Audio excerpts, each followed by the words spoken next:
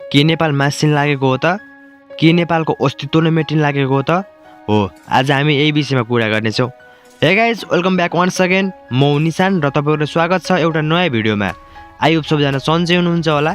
आजको भिडियो चाहिँ अलि रोमाञ्चक भिडियो हुनेछ, त्यसैले भिडियो चाहिँ लास्टसम्म नै हेरेर साथ दिनु होला। अब भिडियो सुरु गरौँ है त। भिडियो सुरु गर्नुभन्दा पहिला म यो भन्न चाहन्छु, तपाईँहरू हाम्रो च्यानलमा नयाँ हुनुहुन्छ भने please subscribe to our channel and don't forget to click the bell icon र लाइक कमेन्ट सेयर गर्न चाहिँ नभुल्नु होला है त। के नेपाल मासिन लागेको हो त? तपाईँहरूले यो शब्दलाई अलि ख्याल राख्नु होला है त, किनभने भिडियोको अन्तिममा यो शब्द महत्त्वपूर्ण हुनेछ। के साँच्चीकै नेपाल मासिन लागेको हो त? मैले तयार पारेको रिपोर्ट अनुसार सर्वप्रथम हामीले किन यस्तो भनियो त नेपाल मासिन लागेको भनेर? सुरुमा हामीले कारण जान्नेछौँ। मैले नेपाल मासिन लागेको कारण दुई भागमा विभाजन गरेको छु। यस्तो गर्दा हामीलाई बुझ्न सजिलो हुन्छ।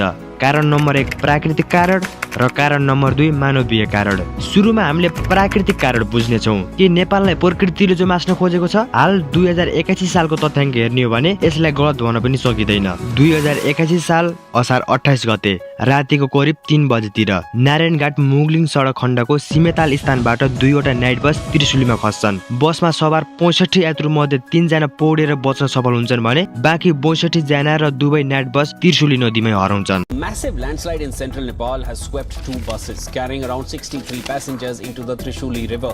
2081 साल साउन 9 गते करिब 11 बजेतिर सौर्य एयरलाइन्सको 9AME-200 प्लेन काठमाडौँबाट पोखराका लागि टेक अफ गर्दै थियो। प्लेन चाहिँ मर्मतका लागि पोखरा उड्न लागेको थियो। त्यसैले यो प्लेनमा सबै सौर्यका कर्मचारी थिए। 18 जना सौर्यका कर्मचारी र 1 जना बालक सहित 19 जना सवार थिए। प्लेन टेक अफ गरेको केही सेकेन्डमा रनवेको पूर्वतर्फ पेप्सी खोला नजिकै गएर प्लेन दुर्घटना भयो। यो दुर्घटनामा क्याप्टेन मात्र बच्न सफल भए। 2079 साल माघ 1 गते माघ सङ्क्रान्तिको दिन काठमाडौँबाट यति एयरलाइन्सको 9ANC प्लेन पोखराका लागि उड्यो। पोखराको सेती गोर्जमा गएर प्लेन क्र्यास भयो। यस क्र्यासमा 68 जना प्यासेन्जर र 4 जना फ्लाइट क्रू गरी 72 जनाले ज्यान गुमाउनु पर्यो। करिब 60 वर्षमा नेपालमा 61 वटा प्लेन क्र्यास भएका छन् भने 6 दशकमा 900 जनाले हवाई दुर्घटनामा अकालमा ज्यान गुमाएका छन्। 2081 साल असोज 11 र 12 गते वर्षाको कारण नेपालमा यति धेरै बाढी पहिरो आयो कि काठमाडौँ भ्यालीलाई अन्य जिल्लासम्म जोड्ने सबै नाका बन्द भए। काठमाडौँमा पनि यति धेरै पानी पर्यो कि त्रिभुवन अन्तर्राष्ट्रिय विमानस्थलको उडान नै बन्द गर्नुपर्ने अवस्था आयो। बागमतीमा अहिलेसम्मको ठुलो बाढी आयो। सप्तकोशीमा पनि इतिहासकै सबैभन्दा धेरै पानीको सतह मापन गरियो।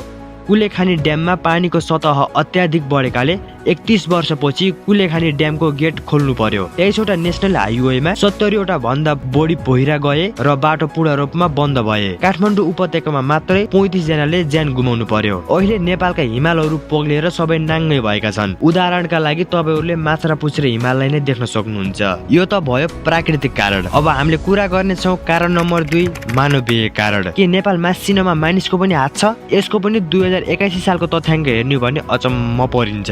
नेपालको अवस्था यस्तो हुनुमा प्राकृतिक कारण भन्दा पनि मानवीय कारणको ठुलो हात छ। कुनै बेला नेपालले साउथ कोरियालाई चामल सहयोग गरेको थियो रेका कुरा है त। अहिले वर्तमान अवस्थाको कुरा गर्ने हो भने नेपालले चामल बाहिरी देशबाट किन्नुपर्ने अवस्था आएको छ। बाहिरी देशबाट राम्रो चामल किने नि हुन्थ्यो नि, प्लास्टिक वाला चामल। अझ नेपालको ऋणको त कुरा गर्दै नगरौँ। ऋणले नेपालको धुरी नागेको छ। कलाकार भनेको हाम्रा राष्ट्रिय गहना हुन्। कलाकारले जो हाम्रो देशलाई टाढा टाढासम्म चिनाउने। हामीले कलाकारलाई सम्मान गर्नुपर्छ र अहिलेका कलाकारहरूको हालत यस्तो छ।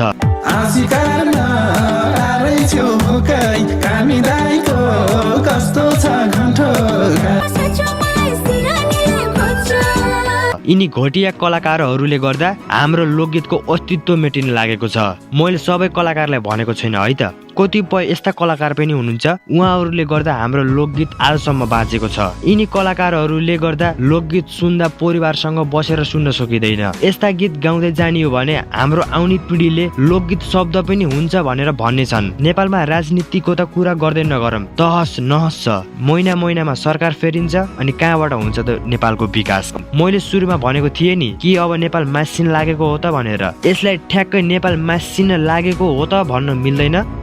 तर नेपालमा लोकगीत लुप्त हुन लागेको छ।